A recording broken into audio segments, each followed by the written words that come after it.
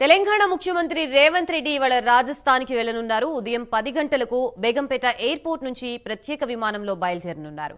కుటుంబ సభ్యులతో సహా రాజస్థాన్లో జరుగుతున్న బంధువుల పెళ్లికి హాజరు కానున్నారు.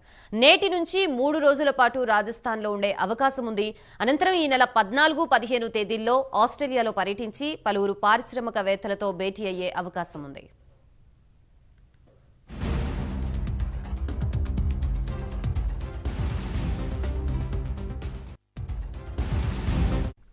మొత్తంగా తెలంగాణ ముఖ్యమంత్రి రేవంత్ రెడ్డి పర్యటనకు సంబంధించి మనకి పూర్తి సమాచారం అందించడానికి మా ప్రతినిధి చందు సిద్ధంగా ఉన్నారు. చందు.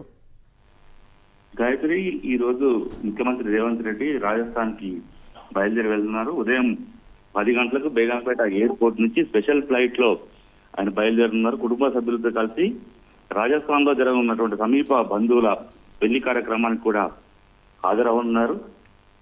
అక్కడి నుంచి 3 రోజుల పాటు రాజస్థాన్ లోనే ఉండే అవకాశం అయితే మనకు కనిపిస్తోంది. ఆ తర్వాత 14, 15 తేదీల్లో ఆస్ట్రేలియాలో పర్యటించే అవకాశం కూడా కనిపిస్తోంది. పలువురు పారిశ్రామిక వేత్తలతో ముఖ్యమంత్రి భేటీ అయ్యే అవకాశం ఉంది.